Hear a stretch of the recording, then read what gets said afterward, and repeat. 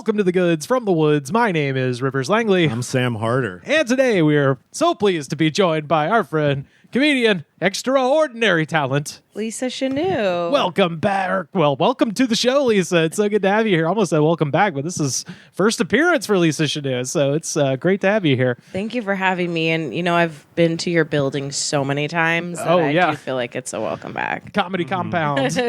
Oh, yeah. The roster out of this place. Boy. So true. The tens of dollars of revenue created from the comedians that came out of this building. That's no longer true, unfortunately. No. Now we have to feel like failures. Oh, yeah. Actually, you're right.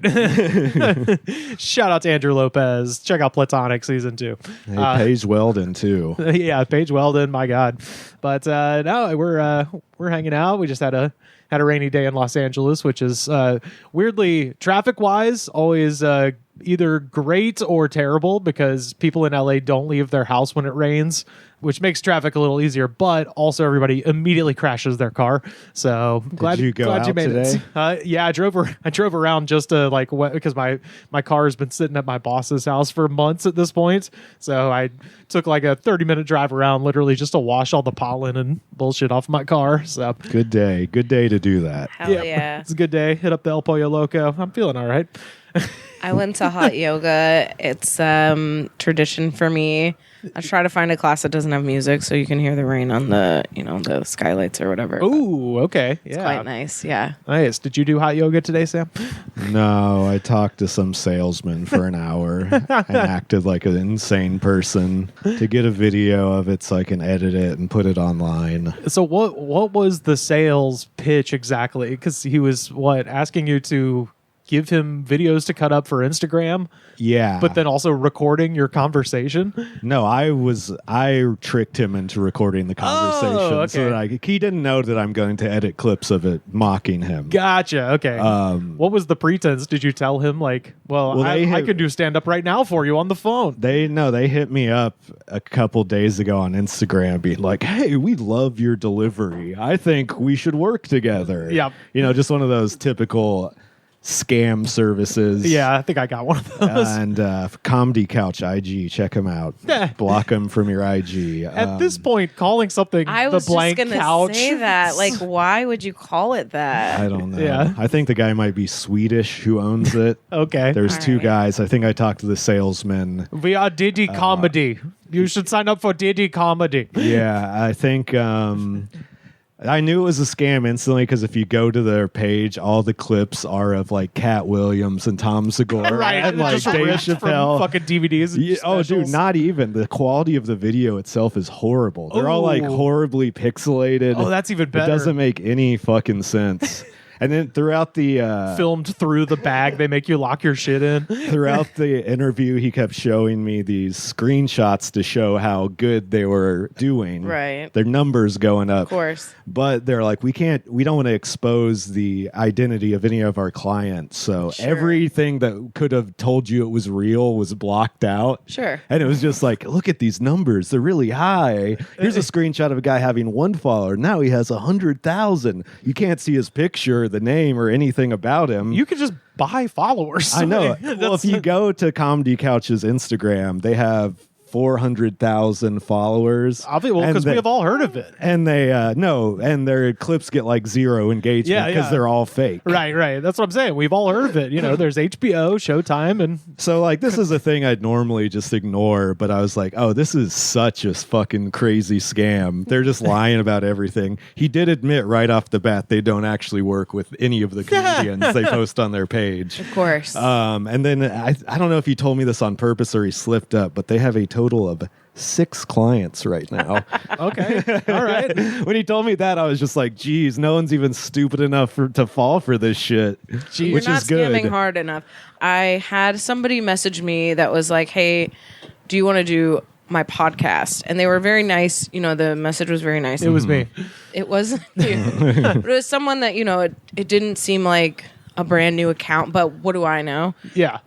And I was like, is it in person or is it on Zoom? And they were like, Zoom. And for me, I'm kind of like, I think I'd rather risk my life meeting you in a dark alley to podcast than I would click on a Zoom link and you take over my Meta accounts. Like, I think that is like my worst case scenario. Oh, God. And I don't think that's a good thing to feel. No, I hate Zoom podcasts. I was about to say, I do so many of them, and I've never even considered that, but so far everybody's been chill. There's so many scams out right now that really? with that. Like, that's a huge one that Why do is they think happening. we have money? Well, they go like, it'll be like Chelsea Handler's team inviting you to do a podcast. And Sure. people like me get so excited and go like, oh my God, I'm going to be on Chelsea Handler's podcast. And then you click on it and they steal your Facebook. Damn, I love my Facebook. I know, that's what I'm saying. Like, I would rather risk my life. Today I got a Facebook memory, and it was a picture of some comics from Austin when I lived there from a show we were at a frat. Ooh, Let's nice. go. Honestly, a great show. Yeah. It wasn't just frat boys, it was just college students, and they were down to laugh. Okay. But one of the guys in the picture is a guy who got exposed for doing stolen valor. He pretended to be a veteran of the Marines. Hell yeah. He pretended to have brain cancer. Literal Ooh. stolen valor. Yeah. I was like, I wonder what he's going to say. No, yeah, he pretended because he had a picture of him in like from basic training, but apparently he quit You like got 2 weeks fucking, in. Yeah, scrubbed out. He quit like 2 weeks in. He claimed to be a lawyer. He claimed to have brain cancer. The lawyer and the soldier is one thing. The brain cancer, you're like, what's the exit strategy? Like, he was just looking for anything to make him different or sympathetic or impressive. And So later he would just be like, "I'm later cool when now." I found out the truth about the stolen valor, I was like, oh yeah, I've never met a veteran who goes around just saying like hoorah and all the like dumb Marine things they say when they're in the army, and he would do that all the time, and I'm like, oh yeah, just Have you overly. seen Sam? He went AWOL. well, also one of the guys in the picture is an actual veteran, and he's the one who told me like, if you ever see someone wearing their army uniform out in public, they're either insane or because it's a work uniform. Yeah. Why would you just wear your work clothes around for no It's like fucking wearing a reason? chef coat or some shit. You're Yeah. also And the not hat. supposed to. I mean, I think, I've bartended and been in restaurants for so long where it's like, if you see like a pilot come in and they have their wings on or whatever, like they're not supposed to be drinking. Yeah. Yeah. So it's like all that kind of stuff where it's like, are you dying to get caught? Like, what are you doing? That's also so funny of just being like, hey, I'm a pilot. I'm supposed to be on shift. Can I Yeah. 8 whiskey sours, please? Like, yeah, like take the thing off. like you're supposed to be like, yeah, sure. Yeah. This is great. Well, I think you have to. Yeah. But Yeah. Facebook's good for that. You get to see who was lying about their entire life. He was also a black guy who did the whole like, I'm a black conservative, and then he started Oh, boy. opening for this white comic who was just a racist Republican guy who would be like, my opener's black. How could I be racist? Skip Right, the brain right. cancer. That's the grift, you idiot. He That's did where it the all. money is. God. He did it all. He and then the guy I remember posted like, my opener is a black veteran who has brain cancer. How dare you say anything judging my character or something Turns like out that. only just a black guy. None of the other stuff was true. God, I love that's the racket. That's where the money is. Fucking just lean into that shit. Those people will pay you for anything, any sort of way to like But dodge the that. issue, Rivers, here is that comic was popular enough so that people ended up realizing who the opener is, and that's when he got exposed because he got enough Oh, attention yeah. for people who know him or whatever to be like, this guy's full of shit. Right, they say he's a veteran, then it's like those people are on Reddit, fucking looking him up and shit. Yeah, exactly. I don't know. It worked for the Grey's Anatomy girl. Did it? Yeah, the writer for Grey's Anatomy What was- faked having cancer for like years. Oh, and, yeah. and drug addiction. I don't remember exactly, but there's like a whole documentary, not docuseries, Yeah, something about it. There's a comic in every scene that pretends to have cancer. What I don't understand is I guess I have like a higher power that I believe is punishing or something, where I'm like, you lie like that, you get cancer. right. Like Yeah, I that's mean- why I'm like, why would you lie about something like that? People are crazy. I mean, I have epilepsy, and when I went in to get I have epilepsy, Allegedly. right? Yeah. You have to go in and get, mine was hard to diagnose. It was so bad. My life's so hard, guys. I went and got diagnosed with like a long-term EEG, whereas in the hospital, they found out I was having seizures, what part of my brain they were coming from, I'm like connected to wires to my fucking head for a week. And when I was in there, one of the nurses was like, people come in and they find out they don't have epilepsy. And when we let them out, they're like, don't tell my family. Don't tell the people who are coming to pick me up. And they can't because of course. HIPAA laws. Everyone's being nice to me. Yeah, exactly. So people fake seizures so that they either don't have to get a job or get sympathy or wow. I think it's a lot more common than people realize. Yeah, I guess so. I didn't know you get stuff. I guess I'm so mentally ill that I'm like, I should be using this. Yeah. I didn't know you get stuff. I didn't know people want to help you. Absolutely. They might give you some money. They might, Money? Combine. I need that. I know, Yeah. right? Just do a right wing heel turn and be like, I'm fucking nuts. Like, give me some money. Yeah. Yeah. Let's jump into our goods from the week, y'all. I happy to report after a full year of being worried about such a thing not existing, I got a COVID shot yesterday. So let's go. Hey. That's good. They asked me when did you get the last one, and I was like, the day after the election. Because I was pretty sure this day would, maybe not be here. Right. But just on a related topic, right before we started rolling, I went on YouTube and got to see Cheryl Hines, who's promoting her new book on The View, at which point it's so weird because she is very Curb Your Enthusiasm fun until they start asking about her husband, and she gets the craziest fucking eyes and it's just like, well, toxins have always been a problem in our society. Like, it's like this Jekyll and Hyde crazy shit. Bobby's background, everything I have seen him do, he has dedicated his career to suing big corporations because of toxins that have been affecting people's health care. It's fucking nuts. So anyway, fuck you, RFK. Got my shit. Hell yeah. Yeah. I've been working at a place that has a pharmacy in it, and I understand how people can go crazy if they think the COVID vax is fake. Because every 15 minutes they come on with an ad like, hey, you can come get a vaccine. You should definitely get a vaccine. Yeah. Come on, get a vaccine. Yeah, yeah. And I get them. I believe in it. It works for sure. Yeah. But if you're a crazy conspiracy person, Right. you're just hearing that all day, you'd be like, it's a conspiracy. Yeah. I totally understand how crazy they've been driven by stuff like that because they're just too stupid to understand advertising. Also, the things I think government systems specifically, but the commercials on television or all of this stuff where it's like, this is so not current.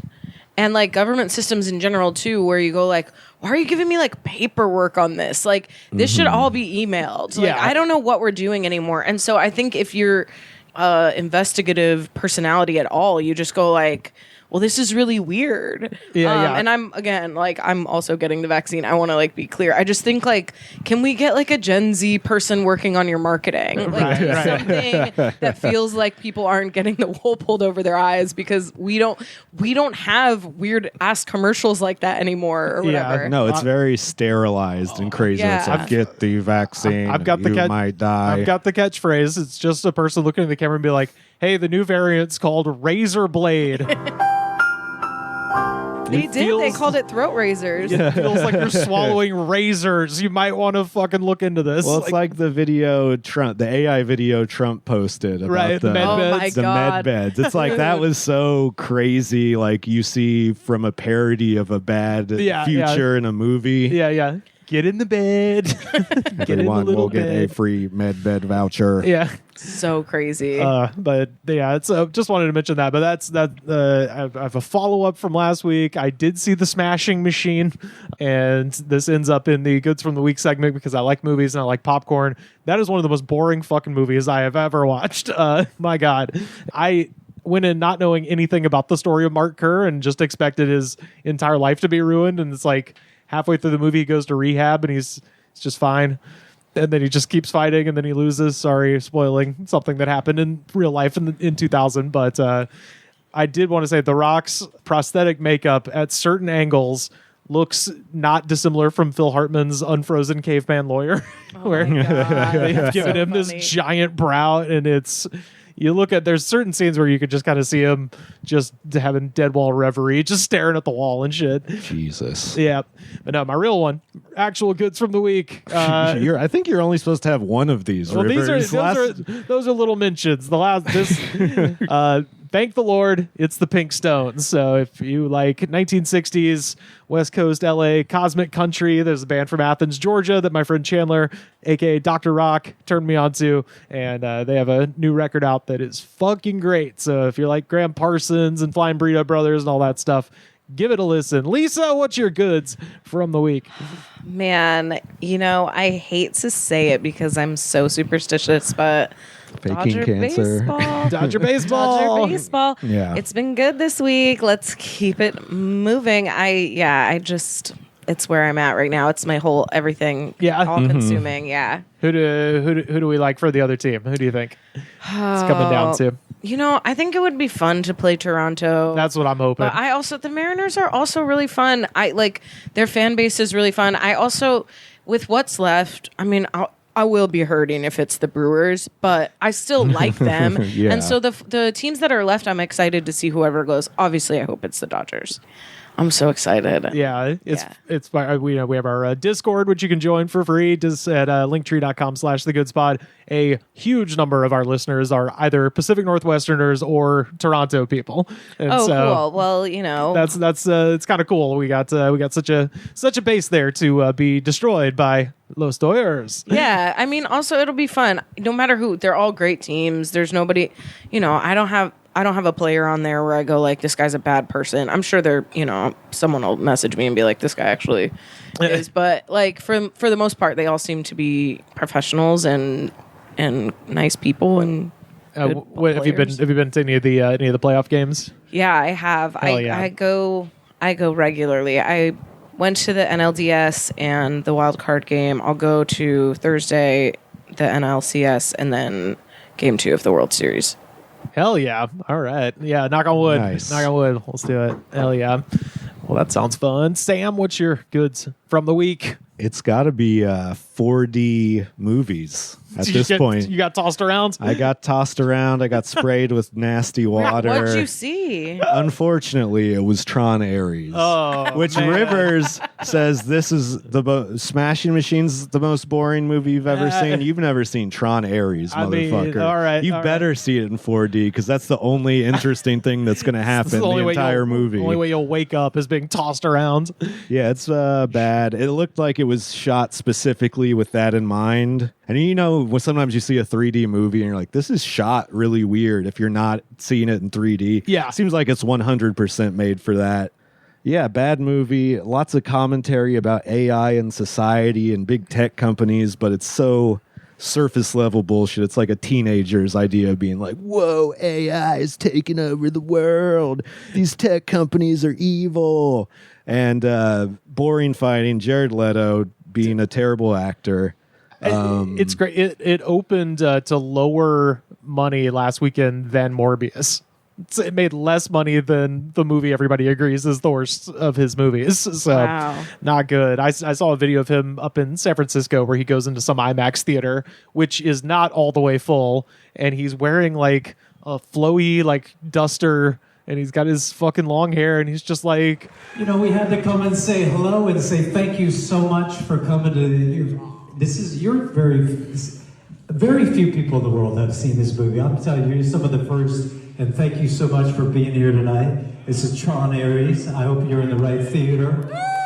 he's given this weird speech and I was like, he has such youth leader that the church has to send your parents a letter about years later and beg them not to sue energy. Yeah, he's started some weird cult where he tricks women into living with him, or I don't even know. Come on, at me, bro. Oh, you want you know where I need a new apartment. Oh shit, you know where he lives? No. So Jared Leto lives at a former air base at the top of Lookout Mountain in Laurel Canyon.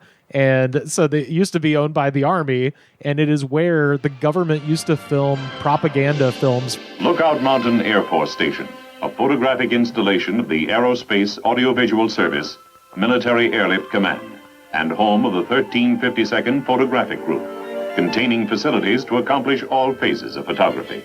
Oh my God. And Ronald Reagan was one of the guys in charge of that. He was the Hollywood liaison to the propaganda efforts. And that's just Jared Leto's house. That's insane. It's like kind of what we were talking about with the vaccine. Like, if you're already crazy, you're like, oh, well, he's got a cult called 30 Seconds to Mars. Right. And he lives in the propaganda air base. Yeah, it's a government conspiracy. Jared telling Leto is a government conspiracy. How do you get a hold of an air base? I'm like, some of these things, billionaires must be stopped at some point. How are we? Oh, yeah. How are we handling islands and air bases and things of this nature? Right. I mean, that just deepens the conspiracy. Right, How do you right, get an right. air Yeah. base? Yeah. I mean, it came up for sale. I've driven past it before. It's up on top of Lookout Mountain, so it was basically just like a hangar and stuff. But that is where the earliest version of the CIA started their propaganda efforts during World War II and up into the 60s, I believe. So. Boring movie. That's the thing. No, the 4K or 4D is what's interesting. But yeah, terrible movie. Have you done a 4D? I went to one, but it was right when they first started, and they did not have spray, and they did not have smell. It was just the seats moving, and it was very fun. But I also just think it takes a lot. Like, you guys, I don't even know the movies you're mentioning. I won't even see one battle after another, and that's supposed to be very good. Yeah. And I'm just like, I don't know. It's like more than 2 hours. It's like a lot for me. And I will say, yeah, if there was one movie to be thrown around for, one battle after another would be a good one. If it's do they have that in 4? They did, yeah. But there's only like one 4D theater in LA, so they switch them out. If people told me things like this, I would make an effort. Mm-hmm. But if it's like, oh, we're going at Universal at 4:00, I'm like, no, fuck that. No way. I will never go to that theater, and it sucks because that's where they show all the pre-screen stuff. But that's where my husband likes to go, and I'm always just like, why won't you go, Rivers? Because you got to pay $5 to park there, and you got to deal with amusement park crazy traffic in LA. $5. Yeah, but if I go literally 5 minutes down the road, it's free at like 3 other theaters. So like, no, I'll just wait to see the movie when it comes out. That's the only advantage that Universal has, is they have an IMAX, and they have they show movies usually a couple days before they come out sometimes, and you might see Jared Leto there in his weird duster and being a weird creepy youth pastor to a half-empty Tron Ares crowd. I got good word that Aziz Ansari was introducing his new thing at the Vista last week. whoa. Oh, good. Did anybody yell anything about the Saudi Arabia festival at him? I didn't hear about that. I assume if someone had, the person would have said that. Yeah. They just said it was a bad way to start a movie. Did we all do like a moral inventory about the Saudi Arabia festival? Did anyone find out anything about themselves? I feel like I was like, I might do this. Of course you If would, I was- because we don't have but money. Right. Other people were like, I wouldn't. And I was like, I think I might do it. I already work for an evil company. Yeah, That's exactly. what I always say. But I don't know. It is different. It's a different. There are ones different thing. where I looked at them and I was like, you are successful enough to have had the ability to turn this down. Yeah. A And lot you of didn't. them. Most A lot of of them, them. Most yeah. of them. Yeah. And so that's why it's easier to judge them. Yeah. If some random comic I knew from LA did it, I almost might be like, good on you. Yeah, good on you. Yeah. I also kind of feel like, it's easy to say Shohei Ohtani didn't hit a home run tonight from the sidelines. Like, if you weren't asked, like, you have to be really genuinely honest with yourself if you're going to say, I really wouldn't do that. Yeah. I don't want to see you then, not paying your openers or something like that. Right, Because right. you're like on the moral high ground here. You know what I'm saying? Oh yeah, there's people who did it who are shitheads and are gonna virtue signal like it. There's already one comedian who's come out and apologized and Oh, Yeah. yeah. said they were a few of them, yeah. said they were gonna donate their money. And the donation place turned it down, right? One of them did, Yeah. which is hilarious. God. But yeah, the money is evil that comes from there. Yeah. And the problem is like, if you went over to Saudi Arabia and did comedy, people wouldn't be like, oh, that makes it sound better. you know. But Yeah. if Dave Chappelle and Bill Burr do it, they're Right. like, oh, those are super famous, reputable people I know of, you know. Right. That must be great over there. Yeah. I saw Aziz on some talk show. I think it was Jimmy Kimmel, where he actually asked him about it. And I saw that too. Well, I saw a clip of it. man, it was fucking rough. But it's also just everybody's taken the line of like purposely not understanding what the problem is, where they're just like, yeah, I wanted to bring American style humor to these people Sure. that aren't exposed to it. And you're like, yeah, that's not it's where the money's coming from. If you're just going to do that, then don't take the money. They can watch your special. They do it for free if that's really what you think. I think you have to. I think the only way is to be like, yeah, I did it and I don't care. Yeah, I it's think Pete that is Davidson. like the only way to go about it. yeah. Otherwise, I'm like, nah, you're a loser. That's what Bill Burr did. I did it and I don't care. And the people who are criticizing me are bots. Yes, He that's also my went favorite. as far to say that. That's my favorite. He's going truly, I don't give a fuck, to the point where I'm just straight up deluding myself. Oh boy, here comes that heel turn. I'm telling you. Ladies and gentlemen of the jury, I'm just a caveman. I fell in some ice and later got thawed out by some of your scientists. Your world frightens and confuses me. Y'all, I'm getting a little bit thirsty, so I think it's time for ding, ding, ding, a heavyweight championship throwdown with low energy, folks. And today, I got Oh my loyalty. Got God. royalty inside. Hydra DNA Performance. Yeah. Fruit punch flavor. DNA. 0 sugar. Electrolytes and vitamins, naturally sweetened, natural caffeine. What? This is a magic bullet right here. Yeah, Do you yeah. like energy drinks? I do, but I wouldn't say I'm like a connoisseur. I'm not like a drinking a Celsius a day person. Uh-huh. But Yeah, who would do that, Rivers? Yeah. shoot, I'm on matcha all the time. Oh, Yeah. matcha's strong. Matcha makes my stomach upset if I don't have food in it. Most tea, I think, kind of does that. Yeah, I don't like it. You can have like herbal tea with no food, but All right. all right, I'm so excited. Give it a sample. Are we like sipping this? Or are we? Yeah, we're just gonna give it a shooting it? sample. You can We'll- do however you want. Yeah, There's no rules no to this rules. segment, We're except you just- have to rate it 1 through 5. That's the rule. Yeah. So it has a cleaner smell, like a floor cleaner type smell off the Wait, top. are you kidding? I love it. I thought you meant cleaner, like as in like less dirty, but no. Yeah, it's a mop and glow. Spick and span. not like one that's super chemically, but one that has like I haven't tasted it yet. I just smell it. I let it oxidize and shake it around a little bit like wine. I'm a Cicerone certified beer server, and so I do know a few things about tasting, and so I'm treating it as a spirit. as Yeah, you yeah. would, Yeah. spirit. Absolutely. Which you wave it under your nose and open your mouth and inhale through your mouth is like.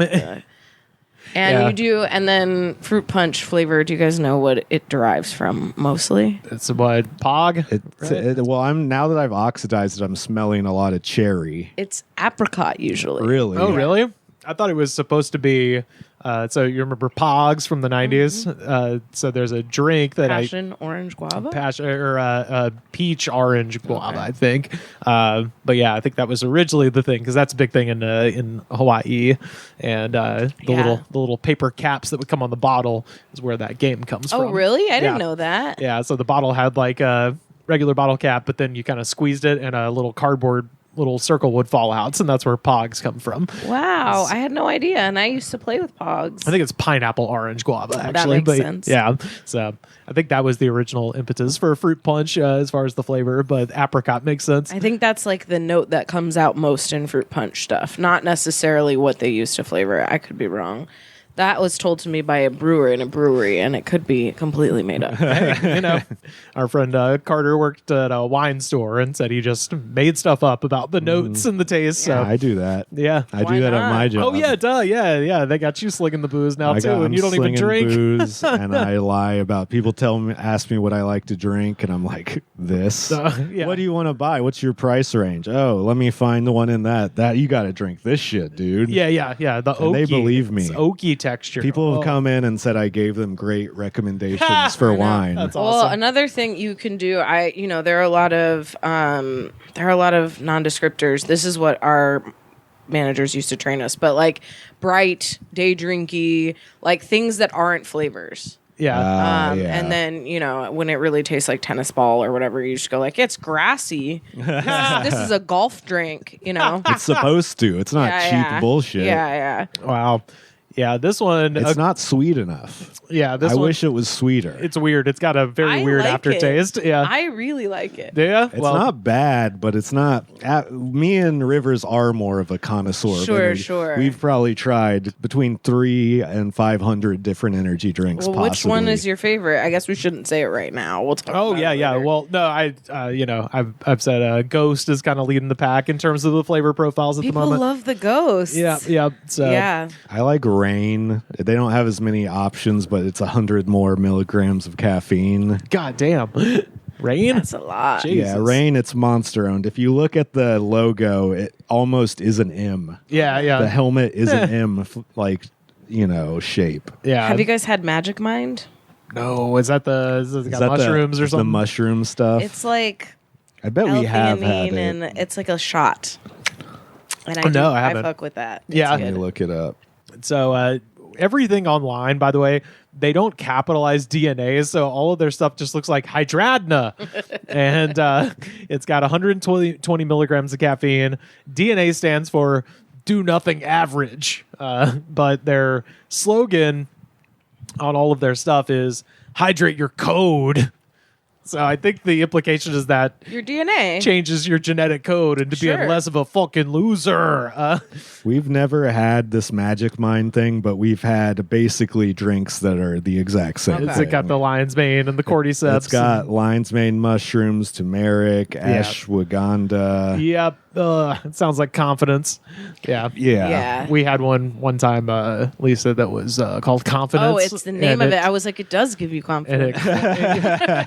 it claimed to give you confidence, and it made comedian Joe K sick on the way home. So it's not good. But Hell yeah. The mushroom drinks, you get a head buzz off of them. yeah. I think that's what I need. And I also, I think what I probably need is like an SSRI, but Yeah. I use those yeah. instead. In the meantime. Hey, it does. It completely changes the way you feel. You might not feel an energy drink as much because it's just caffeine and maybe some other additives. When you drink the adaptogen mushroom shit, you fucking feel it. Oh, yeah. They make mushroom coffee. Oh yeah, so we that's did so one. good. We did one on here. It was called Taika, and it had a phone number on the front of it, and it made me feel weird as shit. I don't know. What are we giving that? I'm giving that like a 2. Dude, it's a 5 for me. It's a 5 for you? Damn. I want to say I did think they sponsored the segment. so I Oh was no, like, no. okay, Because we're I'm about just- to. we're reviewing it. I'm about to shit on their CEO. I'll go 4. Yeah. If No, we're being don't- actually honest. Oh, if you're being honest. Yeah. No, yeah. Oh, you hell can be no. honest as fuck. Yeah. No. We've never gotten an offer for a sponsorship despite the amount of times we've done this and the amount of times people have found the segment and Yeah, that's- listened to it. There's been a couple of times where like we found the CEO's SoundCloud where he was trying to be a DJ and we shit on him, and then we put the segment on YouTube, and then he'll get in the comments and be like, "This is hilarious! I'm sending this to my whole team," and we're like, "I called you a fucking war criminal." I have a lot of collab ideas for you guys. I'll send off. Oh, air. please. Yeah. Well, yeah, this has 120 mgs of caffeine and 12 milligrams of collagen, which Ooh. is supposedly good for your hair and your nails and shit. But this is what the website says. It says collagen peptides from grass-fed bovines. So it doesn't say cows. It just says bovine. So for all we know, this could be water buffaloes, spiral horn antelopes, or even something I just found out today, which is a cross between a cow and a bison, is called a beefalo. So this could be beefalo. We don't know.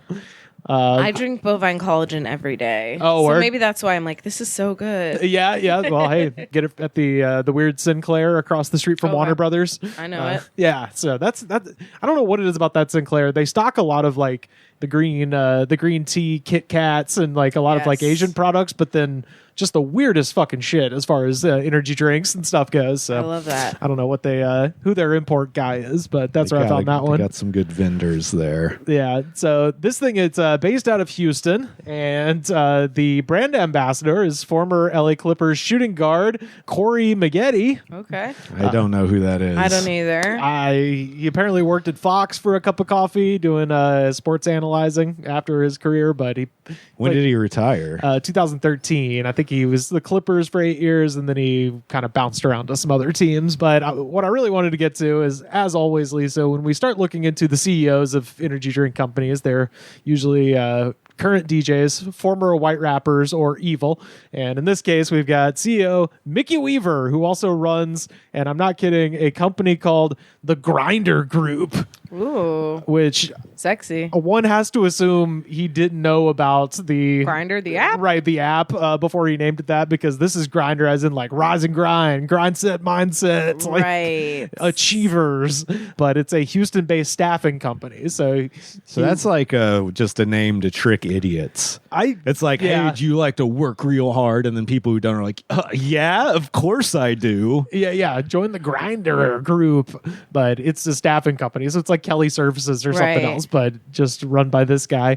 But according to a November 22 Houston Public Media article, COVID-19 testers in Harris County filed a federal complaint alleging unpaid wages and threats of deportation from the Grinder Group during COVID testing, mobile COVID testing.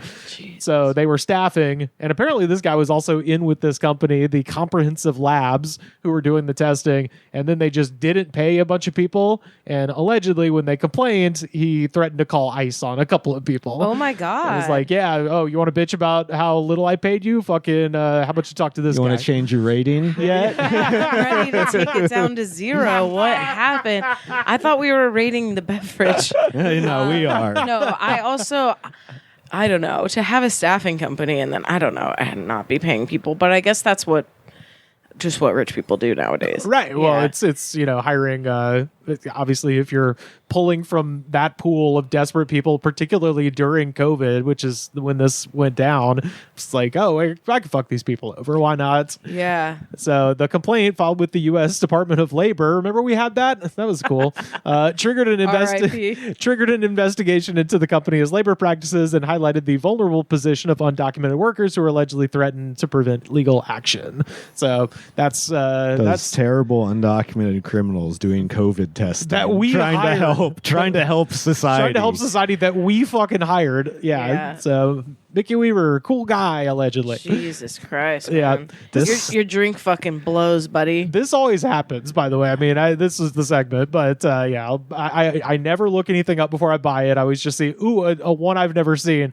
I buy it, come home, fire up the Google machine. I'm like, oh my fucking God, dude, what an asshole. What did the ghost guy get up to? Oh, the ghost guy. Oh, I'm so happy you asked. The ghost guy is an exhibitionist, and Let's go. he Okay, I has, could be on board with this. he lives in Vegas, and he's like, I have no curtains in my house. He's like, I want to wake up with the sun, but we think he's like a freak. He wants people to like look at him. I like that. Yeah, I mean Yeah. it's not as bad as some other stuff. It's not as bad as this guy. Yeah, for sure. For sure. So allegedly, this is just what the Houston public media said. I'm not saying it; they're saying it. Right. This has an unusual amount of like weird names on it. Proprietary chemicals that sound like mitoburn, Yeah. hydrena electrolyte matrix, All right. chromax. Chromax. That was the one where I was like, that sounds like something like Superman is trying to stop from being dumped on the world by Brainiac. Usually they just have one of these. This one's got 3. Wow. Have you had the hydrogen water? It's It's not an energy drink. no. No, I don't even know what that is. Oh, dude, this water fucks you up, but I don't think it does. But I think that it mentally, I go like, the branding worked on me, and I'm just like, man, this water gets me juiced. But I don't think it actually does anything. It's just regular water. I think it's canned water. Yeah. That they call it hydrogen water. Hydrogen water. They say it has more hydrogen. Then how is it water? It can only have 2 hydrogens and 1 oxygen to be water. Right. So how could it have more? It's It just that doesn't make sense. ceases to, to be water then. Right. Yeah. I don't know. It's Anyway. H3O, and you're like, well, Yeah, can yeah. you drink H3O? Yeah. It's got more hydrogen, so if you drop the bottle, it explodes like the Right, Hindenburg. is this going to make me sick? Yeah, But it doesn't, and it tastes like water. I love that it's got more hydrogen. That's amazing. Yeah, we found one that was called Unwell. Oh my God, who would drink that? I don't know, but I found it at Sprouts, and it's not an energy drink. So I haven't. Maybe I'll start looking into Unwell, but I of course just started thinking of the Matchbox 20 song. Of course. But also, you're right. Who would buy? It's like, oh, I'm gonna buy a bottle of Siki. This is how I feel about restaurants that have fat in the name. Uh-huh. Where I'm like, hey, I don't want to eat Fat Dragon. Thank you so much. I don't want to eat Chubby Curry. I'm good. I'm fat enough already. Try to sell it to me that it's not going to make me fucking fatter. Yeah. I don't know. I like Fat Burger. Fat Burger though. Oyster, Oh, boy. all of them. There's so many. And they're all Oyster, so yeah. good. And I'm like, I can't eat this though. If anybody, Fat Sal's. Fat Fat Sal's. Sal's, God. Fat Sal's Should in- be a salad place also, by Yeah. the way. It's criminal that it isn't. Their food kind of sucks, but it kind of Yeah. rules. Yeah.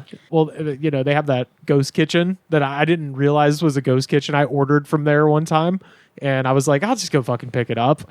And it's just down Vermont. And then I got there and it was like 20 restaurants and some weird row of warehouses. And there's like 50 Uber Eats guys just like with their cars with the flashes on in the middle of the fucking road, like in the turn lane. I've heard that at those ghost kitchens, somebody told me as a DoorDash person that he ran into a situation where Armenian and Russian DoorDash drivers kind of ganged up together and would get in fights with each other over shit. deliveries, over how close you could be to the ghost kitchen, over parking, Whoa. to the point This where all feels true just because I worked at a place that was very popular in delivery. And the energy from the drivers is always like, I don't know what's happening to you guys, but like, I got to finish talking to this person before I can help you or whatever. Yeah. I know what's happening. Assholes like this fucking DNA guy Yeah, that's so are just true. like slowly taking away any amount of profits where you have to,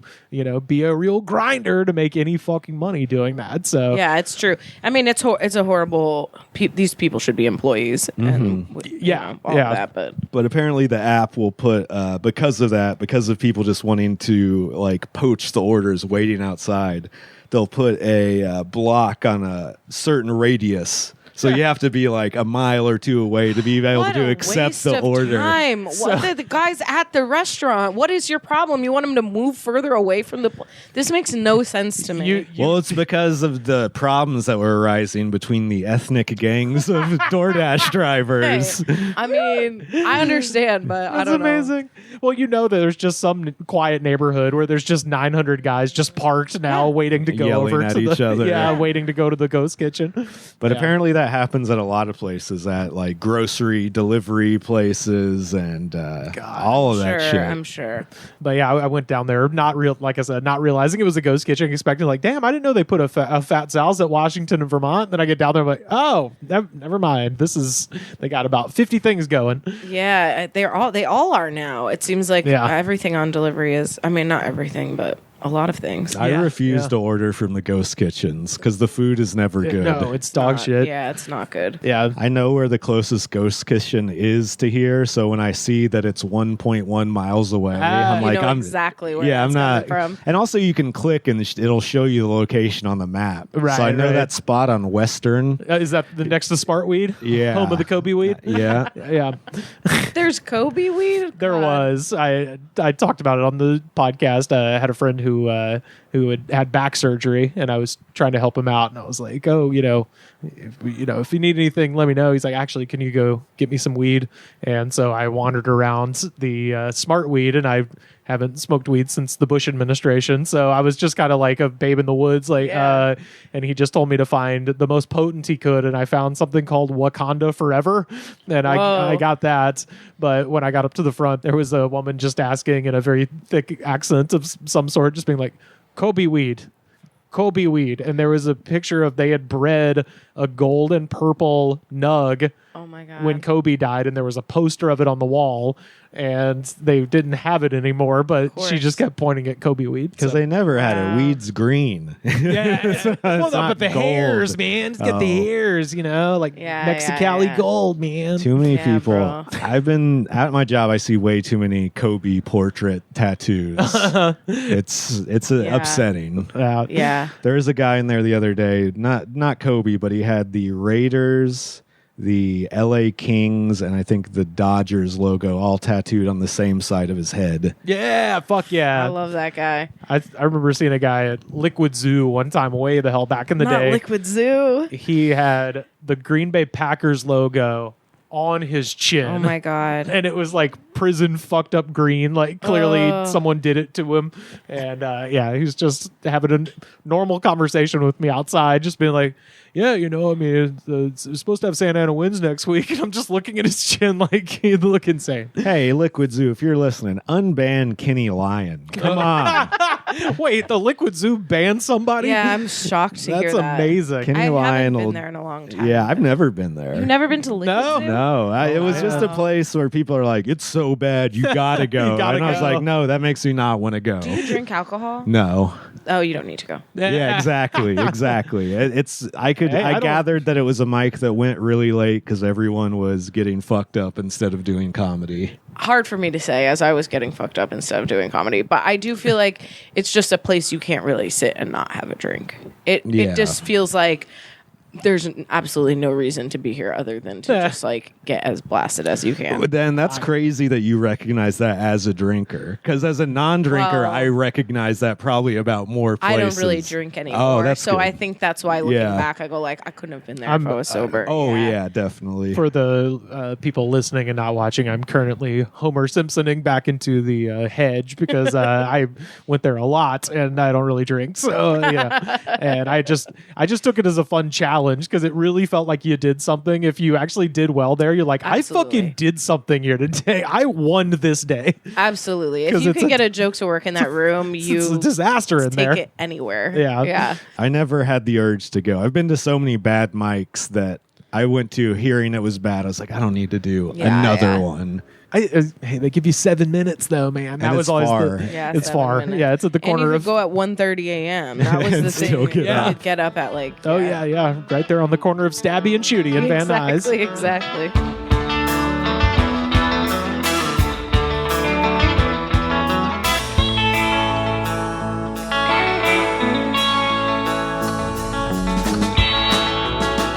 I have a story out of Silicon Valley I wanted to share with you guys where all good things come from. This is Maggie Harrison Dupree writing for Futurism.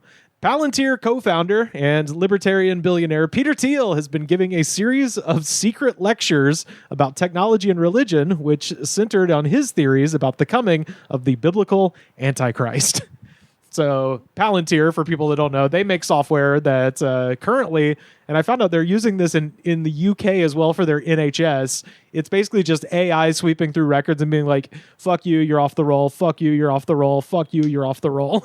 And of course, AI Off the roll of what? of medical care in the UK, Oh. but then also they're doing it for law enforcement for the Pentagon. Whoa. That is the company. And this guy who's one of the co-founders of PayPal along with Elon Musk, and he is the guy famously who sued Gawker out of existence through the Hulk Hogan trial. So he's kind of the evil mastermind behind that. He is also allegedly our vice president was his blood boy because he is a actual vampire who was getting some new blood literally pumped into his body. So great guy. Again, it's kind of what we were talking about walking the aisles and being faced with those ads. If you're already nuts, it's not a far leap to assume that this guy is some sort of lizard man. This is Ross Douthat, who is also a crazy person, asking him a pretty simple question. You would prefer the human race to endure, right? You're hesitating. Yeah, well, yes? I don't know. I would. This is a long hesitation. This is a long hesitation. There's so many questions implicit in this. So he doesn't think the human race should continue? Yeah, he's already been accused of like, oh, you want just AI to replace everything. And then he was asked a very simple question by, again, Ross Douthat, who is a actual religious maniac. And even he was taken aback by Peter Thiel's answer here.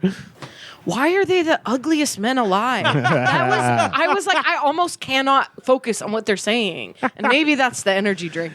But I also was just like, hey, wait, address your face first. Like, what are we doing?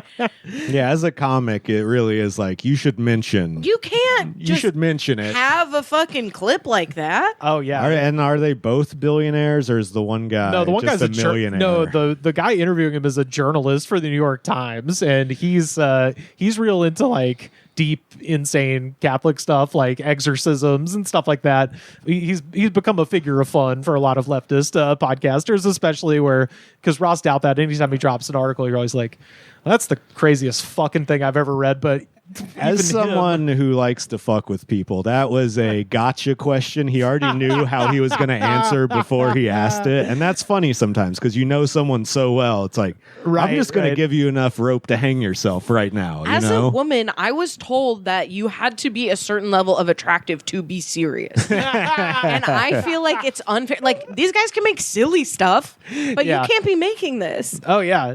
Well, so Peter Thiel, if you recall, his whole issue with Gawker was they outed him. And as a gay guy? Okay. And being mad about that, as soon as Hulk Hogan's racist sex tape leaked, he financed that entire trial and put shitloads of money behind it and essentially sunk Gawker. So that is where he kind of appeared on the map for most people. It was around 2010, 2011 when that happens.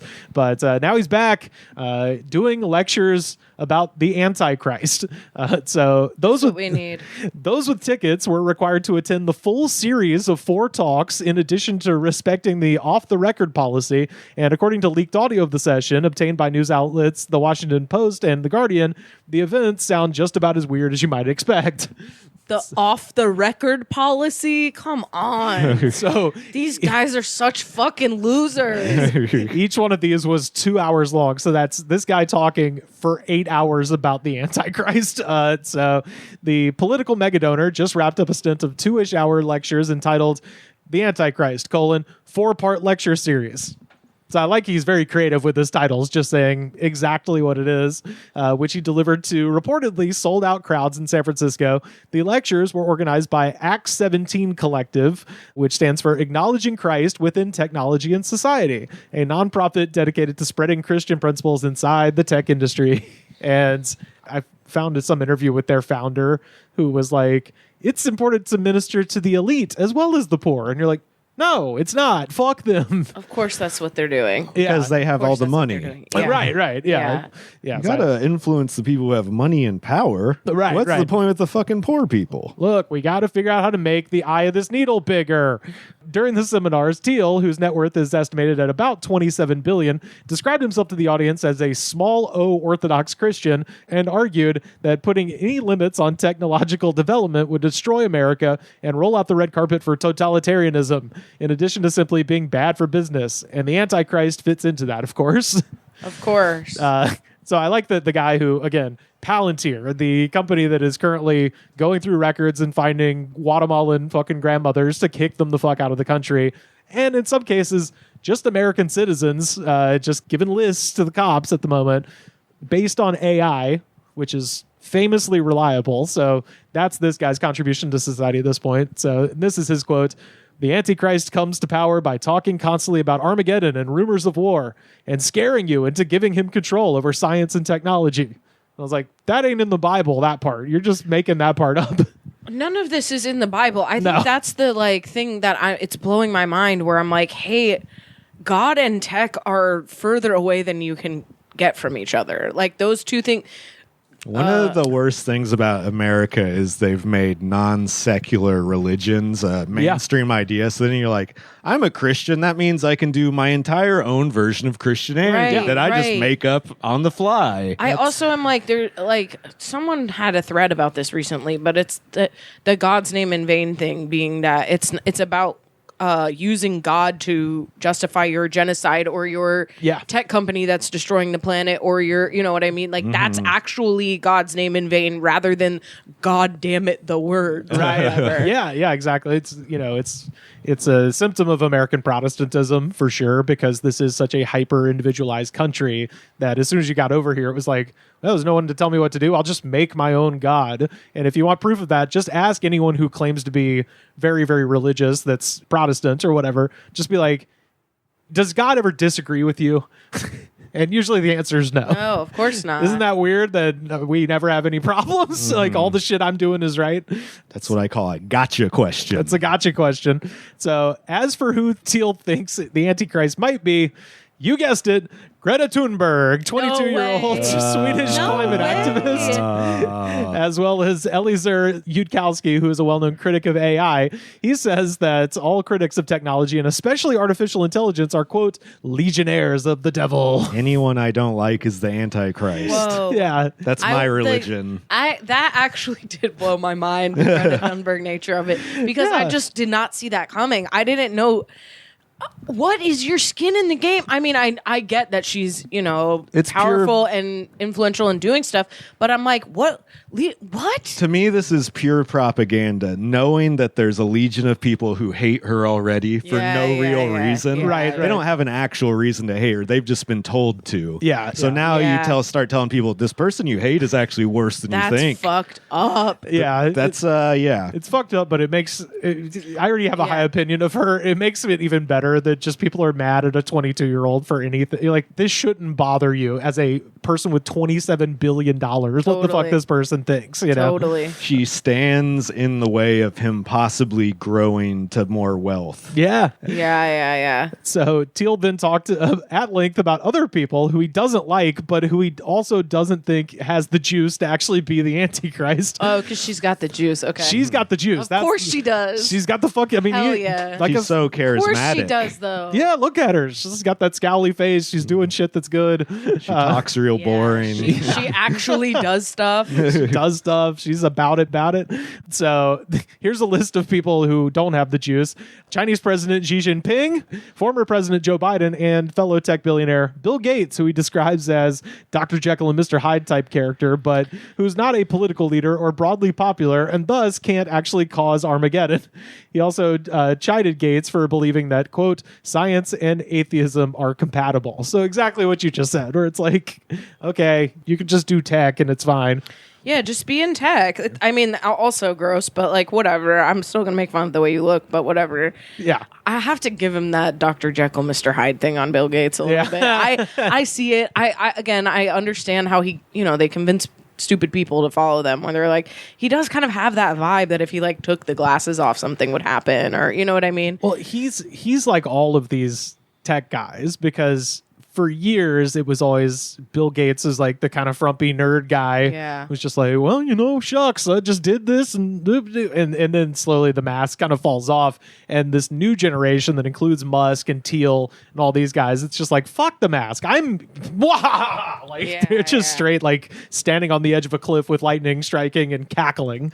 They're just doing the damn thing. Well, they're so good at the propaganda with bots and all that. They turn people against a 22-year-old who really has no real power, but is like, this is your enemy and I'm the one who can save you from it. And like he said in the clip with Ross Doubt that, where he's like, oh, do you think humanity deserves saving? Is like, the reason he hesitates is because he's like, I can do what humans do. He believes that turning bots loose using artificial intelligence is a way to like supplant human effort, when it's simply not. We should have real people fucking scouring the rolls and having people arrested. Come on. Right. So he says, quote, I don't think someone like Bill Gates, who is a very, very awful person, is remotely able to be the Antichrist. Hilarious. Meanwhile, Teal spoke approvingly of peers like Tesla CEO Elon Musk and described himself as very pro Vice President J.D. Vance, whom Teal has given millions of dollars in campaign funds, though he did express his concern that the vice president, who is Catholic, might give too much credence to the Pope. Is the Pope the Antichrist also? Sometimes they're good. The last one that covered up all the abuse, he was good. Or not the last one. All of them? The second to last one, Benedict the 16th. But since then, no, definitely not the Argentinian guy, and definitely not the motherfucker from Chicago. Guy? Yeah, I don't know anything about the papacy. no. You don't need to. It's bullshit. Well, the second to last guy has had to resign because of all of the mounting pressure. Accusations, Yeah, exactly. right. So that was Benedict the 16th. That was the last guy they liked, and then the church was kind of like did a reset. They hired a dude from Argentina who did a lot of work with poor people, trying to revamp the image. It's very like dogma, Christianity wow campaign, and so a lot of the like hardcore Catholic guys especially in like big positions of power and stuff like that have converted to Eastern Orthodox because that makes sense. Because the Pope is woke. They can't can't deal with woke Pope. So his quote about JD, the thing I would worry about with JD is that he's too close to the Pope. And so we have all these reports of fights between him and the Pope. I hope there's a lot more. And keep in mind, the last person that Pope Francis met with before he killed over dead was J.D. Vance. Right? Yeah, I remember that.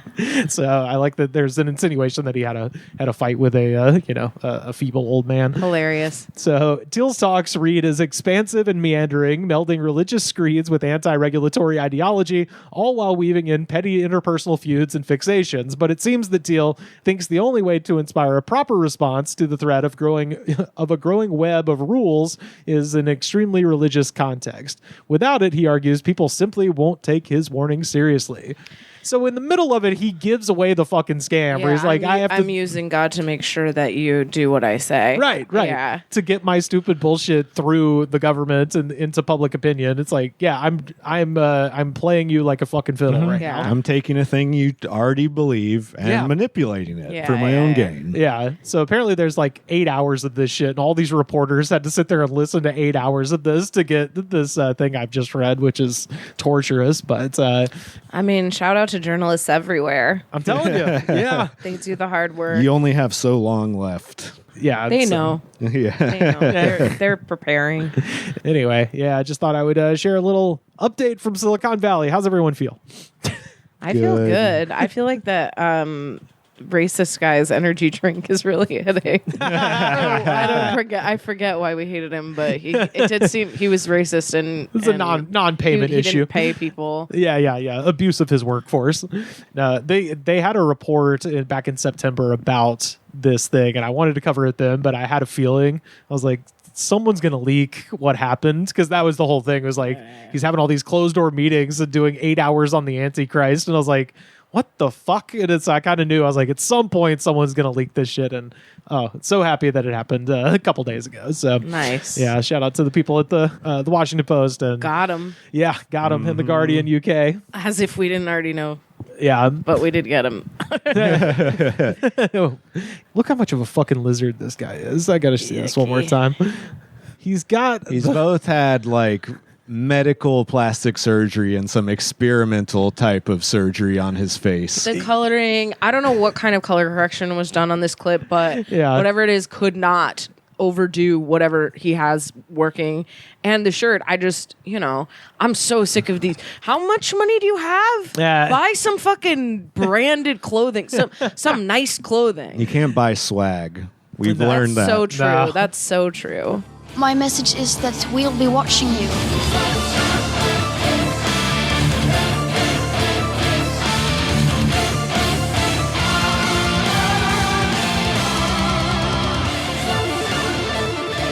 We have a segment on this show where we talk about our guest's hometown, and today, all the way from the West Texas town of El Paso, Lisa Chanoux. What do we think? Let's talk El Paso.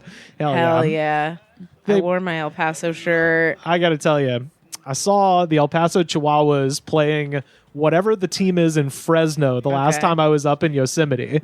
I went up there with my mom. She wanted to go to the Dark Skies Festival. Okay. So they have up there in Yosemite, or I should say up there, it's partially in Yosemite, partially in Fresno.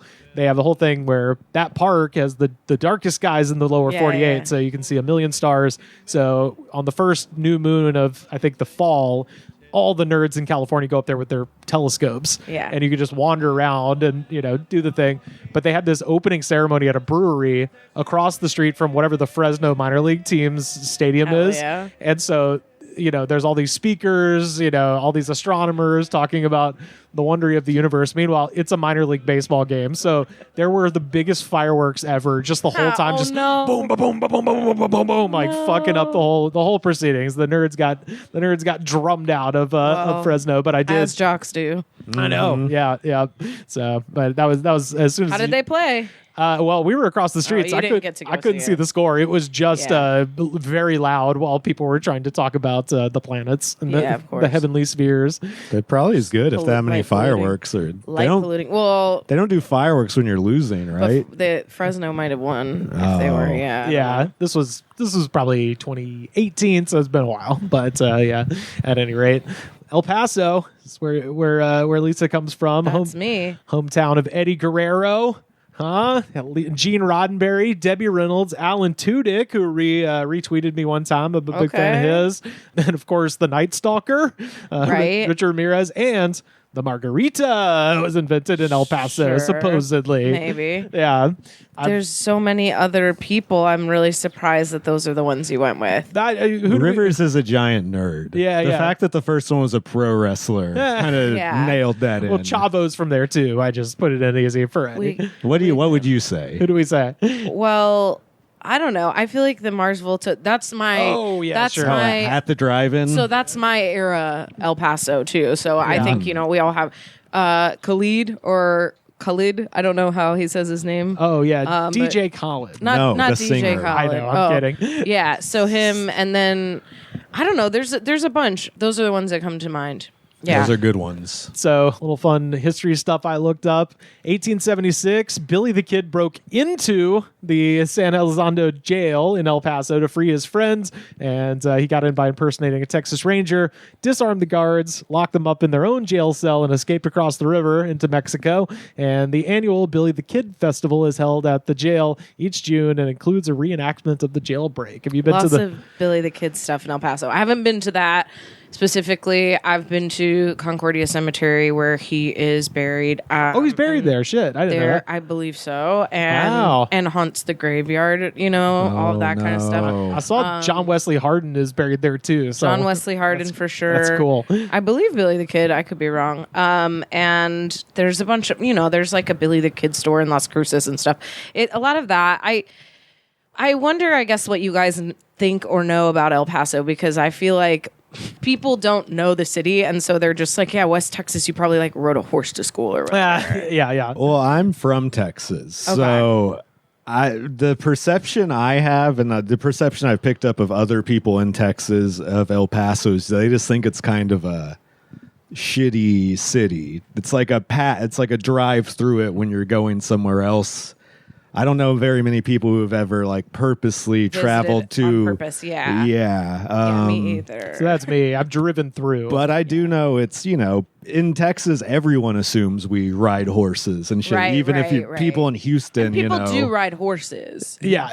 It's not like a mode of transport usually. Yeah. But people do ride them. It's just, you're not like tying it up outside the saloon or whatever. I just remember it being kind of flat, and then there is mountains nearby. Beautiful mountains. A lot of this kind of Western culture, and it is one of the country's most bilingual and binational cities. There's a ton of people that come over the border to work and stuff.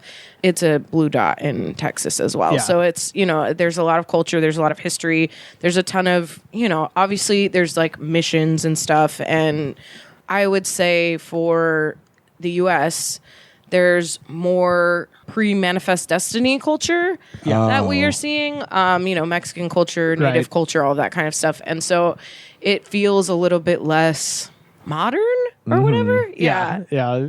One thing I have heard about El Paso is they have good food.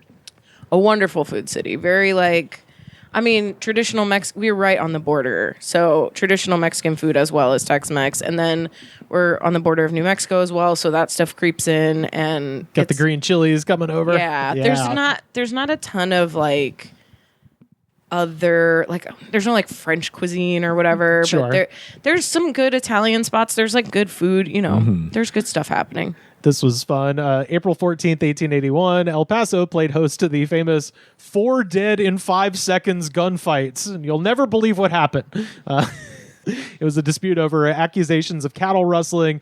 Marshal Dallas Studenmeyer, great name, accounted for 3 of the 4 fatalities, dual-wielding 44 caliber Smith & Wesson revolvers. So apparently some shit went down. Somebody got shot. The marshal comes out of the bar, Movie style. straight up with 2 guns and just starts shooting. Among the dead were a constable, a rancher, 1 innocent bystander, and As you do when inaccurately shooting guns. with 2 of them. Yeah. And also the former town marshal, George Campbell. George Campbell's dying words to Studemeyer after he shot him, quote, "You big son of a bitch, you murdered me." Awesome. I love this. Is very, I mean, this is all very West Texas. I also think, like, you know, if you don't know, if you're like having trouble picturing what El Paso is, like, downtown used to have live alligators in a fountain. Like, Fuck yes. this is like this kind of city. Yeah. And you know, it's rough and tumble. It's like, you know, all of the Johnny Cashes, the Willies, the, you know, who've gotten popped for weed coming through El Paso, all that kind of stuff. It's very that culture. So it's all in for people listening, because we have, you know, international listeners that might not be aware. El Paso is across the Rio Grande from Juarez, Right. Mexico. Yes. So Which, if you're a foreign listener, you also don't know what that means. No, I think Juarez is. well, the reason I say this, and the reason you would have people like Billy the Kid, and you would have encounters like the 4 dead in 5 seconds gunfight, is because back in the day, Mexican folks would steal American cows and run them back over the border. American folks would steal Mexican cows and run them back over the border. So the cow theft just led to fucking chaos, from what I could tell there. So that was the main, because the town essentially pops up when they build the railroad through there. It had been sort of a sleepy village, and then mid-19th century, railroad appears. All of a sudden, everything goes fucking nuts, because the ability to just steal and run away to another country is instant. Yeah. So like, my mom would say El Paso is like a very safe city, but she would also say, like, because people go over the border to do crime. And I don't know if that's true or not. It's true, but they also do crime in El I Paso. think so too. Oh, yeah. You don't just stop doing crime when you go over a border. Oh, yeah. Most of the time. I've got some local crime blotter here from recent, but I found out in 1966, the UTEP basketball team, so University of Texas El Paso, coached by Don Haskins, was the first team with an all-black starting lineup to win the NCAA championship, famously beating the pearly white University of Kentucky team. Yeah, this is like very local legend stuff. I mean, It's so fucking funny. Don is a hero in El Paso. There's I a bet. movie about this. Oh, really? Yes. Which one? It's called Glory Road. Fuck. All right, I gotta watch that. Yeah, it's I mean, it's heartbreaking in parts too, the Sure. racism and stuff that happens. But actually, the team, after they won, went out to eat at my mom's restaurant. Whoa, no shit. It was one of the only places that would serve them. Oh, fuck. That's So, awesome. I mean, awesome, yes. Also, I mean, it not sucks. great, No, but that's cool that it's your mom. Yeah. Yeah. That's so cool. Kind of cool. And, you know, they signed a menu and stuff, which is cool. Yeah.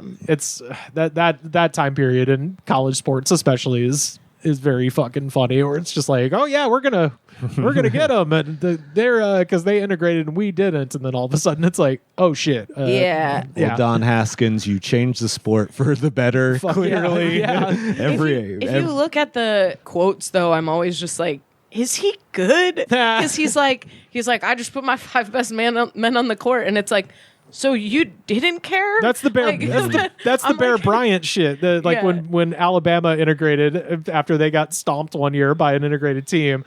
But it was exactly that same kind of quote where he's just like, they were the best men for the job, like that kind of thing. You're like, oh, you weren't all right. Yeah, But I mean, also, coaches good- are so yeah. fucking psycho. Yeah, that's so true. That's the thing. They don't consider themselves like beacons of social change. No, they Right, don't think. right. No, the really successful ones are like football. You know, they call Yeah. them like a football robot, where it's Yeah, just yeah. like, wait, what did I do? no, I was just looking at the numbers and the how quick they could run. That was it. Last thing I had here, and this was great. El Paso was home to the Atari warehouse that in 1983 shipped 20 18-wheelers full of the famous E.T. video game to be buried in the New Mexican desert. Whoa, I didn't know that. Do you know about that? No. Oh, yeah. So it was a very low-selling video game based on the movie E.T. It's expected to be a very high-selling They thought based on how popular the movie the is. movie is the biggest movie of the year. They're like, oh, this is going to do gangbusters, and the game is boring and hard. Poorly programmed. No one can even play it. Yeah. Really. It was so funny. bad that, it was one of the, at that point, I think known as the worst video game of all time. Yes, and Atari had a big warehouse full of these games that went unsold for a whole year, and so they decided rather than whatever the backup plan would have been, they filled up again 20 18-wheelers and drove them out and buried them in a hole in the desert. Yeah, that makes And people thought that was an urban legend No. for a really long time. They're like, no way, that's not real. There's a cool documentary where people actually went out there and dug some of them up, like Whoa. confirmed. Yeah. cool. So anyway, I mean, not cool, the littering. Yeah, they buried what it. was the plan A? You could just take them to a fucking dump, right? Is that Yeah. not possible? I don't know. Well, it was a dump. They just the reason they chose that dump is because they buried everything every day, and so they could be scavenged. Yeah, that's it. It was a dump, but that was their whole thing was we dig a big hole so nobody can pilfer these. A couple of local news blasts. The Texas Board of Nursing is issuing an imposter alert for an El Paso woman accused of trying to pose as a nurse. The board says Margarita Gonzalez tried to secure a job as a registered nurse in several places by using license numbers and names belonging to other nurses. So That's El Paso shit, though. I think I'm just like, if I could even get into like a current legal issue that's happening, but I can't. But there's always somebody lying, doing something that they shouldn't, and getting away with it for way too long in El Paso. Yeah. My thing is, like, I assume the reason they want to do this is to get access to drugs and stuff, but, like, Possibly. what if it's not that? They're just like, oh, I just They want need to... a job that bad. I'm good. I can Or a do crazy this. person, like the That's what type I- of person who would lie about having cancer. They would lie about being able to Totally. help people. Yeah, Totally. yeah. I can do this. Yeah. I don't need school. I can do this. Oh, I love this. 2 El Paso drivers have been arrested accused of repeatedly crashing their cars into each other following a verbal altercation during a road rage incident. A local judge described it as, quote, pretty wild. Yeah, that sounds like it. I like the local judge is just the dude. The legal office is there. I got jury duty recently, Oh, and I shit. haven't lived there in 20 years. Yeah. And I was like, I called a person answers. First of all, red flag. You're like, somebody's answering at the courthouse. What's happening? Then I was like, hey, I live in California, and this is just not I'm just not coming to jury duty in Texas. Yeah. And she was like, oh, okay, just email me a picture of your ID and then we're good. And I was like, I'm sorry, we're good? Like, what? I just an email to you directly? Yeah, And yeah. she's like, yeah. And I'm like, this seems not right. Yeah, yeah. It seems like I'm going to get arrested. Send me a picture of you with today's LA Times in front of the Hollywood I'm sign. like, what? Yeah. But yeah, it's very casual. That's funny because I always heard that the cops there were very tough on I anything. think the cops, yeah. Oh, I don't know about the okay. legal system. I don't know what's happening. Yeah, this one's from a while ago, but I did love it. Security camera footage showed Noemi Duquesne, 44, and Luis Del Castillo, 45, arriving outside of Estate and New Jewelry in El Paso, with Del Castillo pushing Duquesne in her wheelchair. Duquesne then got out of the chair, covered her head and upper body with a large black trash bag, and entered the jewelry store while Del Castillo waited with the getaway chair. Once inside, Duquesne pulled out a kitchen knife and demanded, quote, everything. Store owner Linda Bradley then drew her stun gun in response. Quote, we were chasing each other around, but I knew I could outrun her because she was obviously not very quick. Wow. A customer eventually tackled Duquesne and held her until police arrived. Del Castillo was still waiting outside with the wheelchair the entire time and was also arrested. Investigators said the pair lived in an apartment directly across from the store. Yep. Oh, God. Yep. I wanted to see that security footage of a person in a garbage bag just wandering around with also a knife, I guess, sticking out of it. Incredible. Amazing. I mean, this is our culture, though. Yeah. I claim this. I think it's never the brightest. Also, Luis across the street. Why is Luis not being a gentleman? You go rob the store. The lady's in a wheelchair. Okay, Luis, you were fucking up as a partner. You watch too much Uncut Gems. Yeah, exactly. Well, yeah, let's get into these questions. Lisa Chanoux, what was the incident? I don't know that we had one. No. I guess my thing is, do you guys know what Shattered Dreams is? It's where Goldust kicks you in the balls in WWF. That was his move. So Shattered Dreams is like a thing that they set up a simulated DUI. Oh, yeah. Oh, shit, where the people pretend to be dead? Yeah. Yes! Fuck yes! So we had that, and then like a few years before we had that was like when I was in high school we had that. But when my brother was in high school a few years before, they had a fake Columbine. Whoa! Oh God! And it was like right after Columbine. Holy shit! And they like had theater students pretending to be shot and things, and like it was, I don't know. So that's the kind of like performative things that are happening at my high school. We didn't have a pedophile teacher or whatever whatever the question begs for. Oh yeah. I think No, that's perfect because they did shit like that at our school too. Yeah. And the one I remember was they had some guy presenting a thing about drunk driving. Like they had made like a music video or something that he was showing, but it was to the song "The Way" by Fastball. Hilarious. But I was like, that's even at the time. I was like, I think this is about old people, not teenagers, But it's like, where were they going without ever knowing the way? Also, don't drink and drive, kids, or whatever. For sure. And you stood up and goes, "This is actually about old people. About old people. It's in the actually, song. You have this all wrong. I'm going to drink and drive now." Yeah. Speaking of Texas, hey, shout out Fastball. I believe they're shout out to drinking and driving in Texas. Let's go. That's the real. That's the real vibe. I know. Also, my school district definitely had like a thing where they were disappearing students. Jesus Christ. Grades for like the Texas testing or whatever. Moving them schools and stuff at odd times. I don't know exactly like how it worked, but they were like trying to pad their scores. Sure. Thanks, there's just George Bush. a bunch of stuff like that. And Goddamn. there was environmental dumping. There's a lot of things that happen. But again, this is like the town where Johnny Cash is getting popped for weed. Like, of course, and nothing is shocking here. We're all just like, there's a dead girl, quote unquote, with a DUI outside or whatever. Question 2, local legend. Who do we got? There's so many. Okay, so this is the one I think I want to talk about. That is my friend. He passed away last Thanksgiving, and I should say my mom's friend, older gentleman. His name is Charles Bella, I guess if you're like Googling. Nickname Cheetah? Cheater. Oh, yeah, hell yeah. Cheater. All right.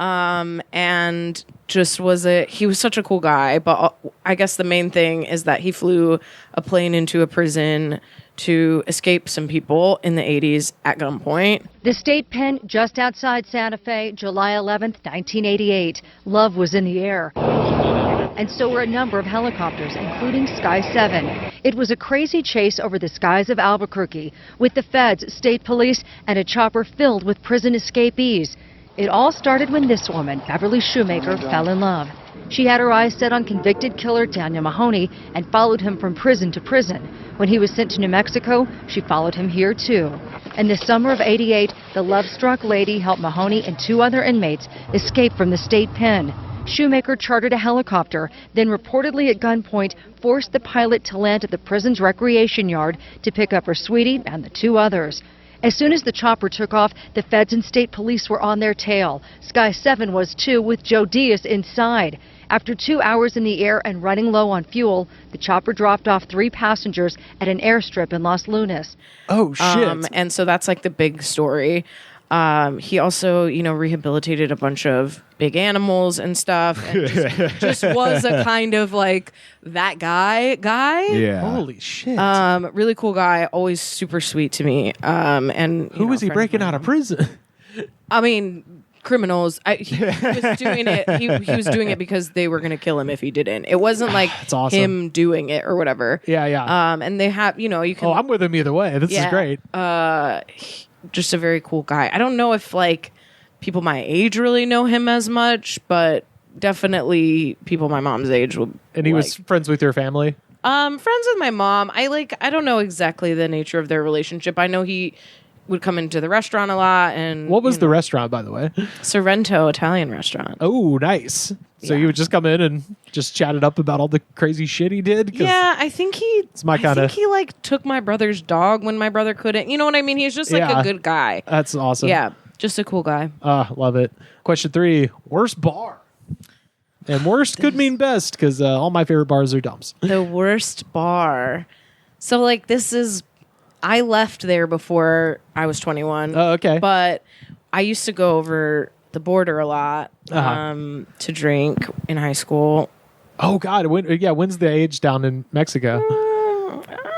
I don't know if there's an age. That's fair. That's awesome though. But yeah, I would say like I don't know. We used to go to like Reno's or Tequila Derby. If people like from El Paso are listening, they'll be losing their fucking minds. But it's just there. It's right over the thing. You walk over the bridge. You pay a quarter, 35 cents or something.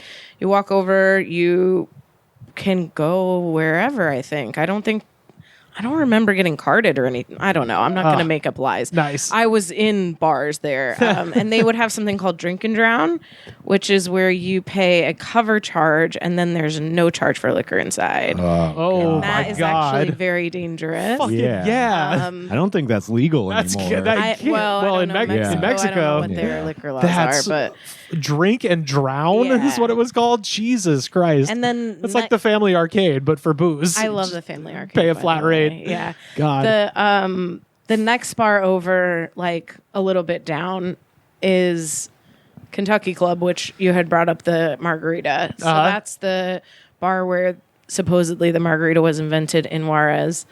And that place rules. But I don't think it could be in worst bar. It's like this is like best bars in America. Oh wow. Like for sure. Or Mexico, technically. It's super old. It's like it was a prohibition whiskey bar. So people would when liquor wasn't legal in the US, people could come over and drink their Kentucky bourbon in Juarez. And so it's just a very cool, it's got a lot of old culture. They also, this is the first place I ever saw, and way before, the bacon trend, but like beef jerky in Bloody Marys and stuff like that, way before, way before. And so they claim to have invented the margarita. If you do go over, they do make it very well. And some of the same staff, last time I went was 2019, but some of the same staff was still there from high school, which was cool. Oh, nice. Question 4, best local food. It might have to give it up to Mama, right? I don't think so. No? She'll be in another category. I mean, I wouldn't really call Italian food like local food in El Paso. Sure. Yeah. And I do think if you're from El Paso, there's just like a right answer, and it may not be my favorite food, but it's Chico's Tacos. Okay. And that's just a thing that's everybody knows about. It's kind of a, I can't really explain what it is. They're rolled tacos. They have like a lot of American type shredded cheese on it, and then it's covered in like a tomato soup vibe. It's very stoner food to me. It's not like gonna make it's not healthy, like it's not gonna make you like hype. Might need a nap after.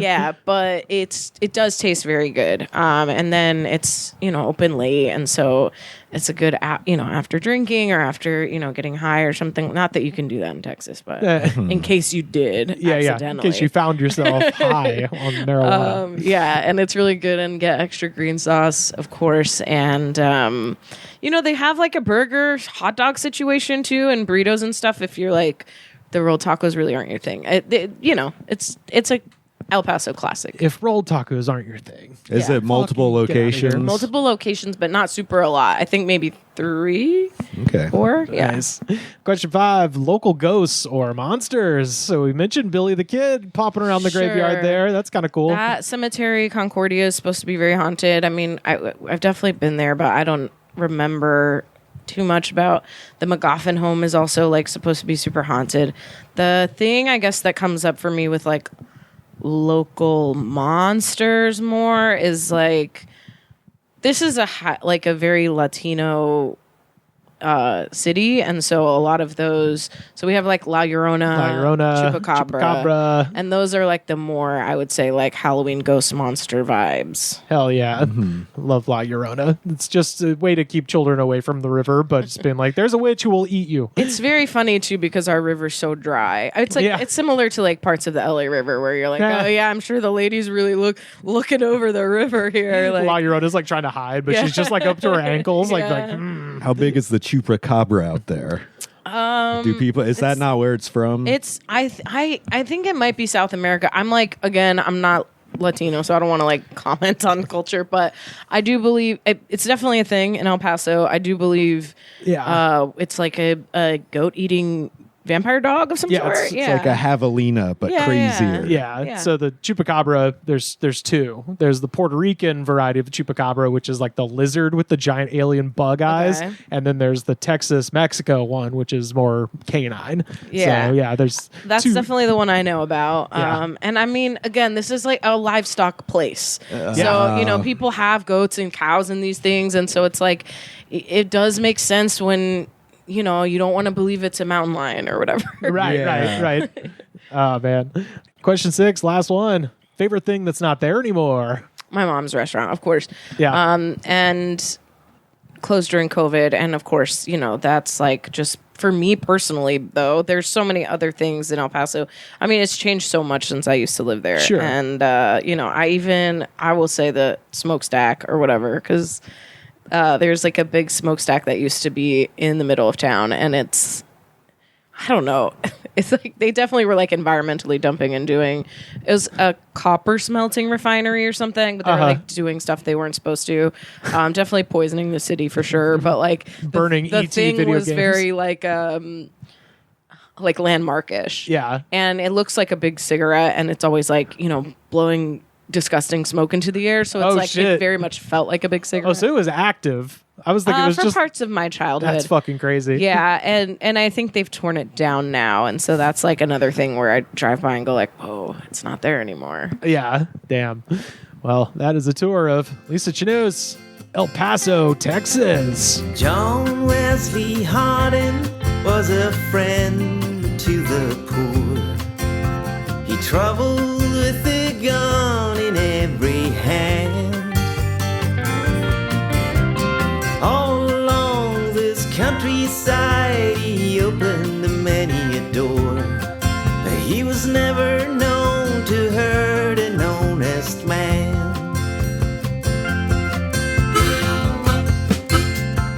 Y'all, we have time for just one more segment. This is our jam of the week.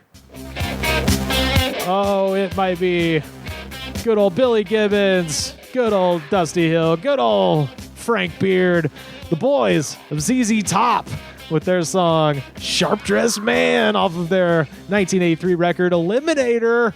Oh boy, do you ever you got folks to listen to ZZ Top down there? I fucking love ZZ Top. Hell yes. Yeah. Hell yeah. Hell yeah. Well, yeah, this song has 151 million views on YouTube, 22,553 comments, and y'all, I read every goddamn last one of them. So now, let us briefly dive down into the YouTube comments for ZZ Top's Sharp Dressed Man and see what the people have to say. First up, Ava Waters, 4 years ago. Whatever happened to the human sharp-dressed man race? Nowadays, it's all about them, their past, their cocks, bumholes, mouths, sinister shit. Make a fucking comeback. Love the devil herself. Hell yeah, Ava. What is that? As a woman, what does that what mean does that to you? mean? Yeah.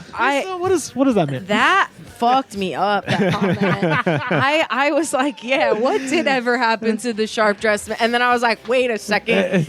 She's crazy. No, not their cocks, please. And their mouths. Like, what?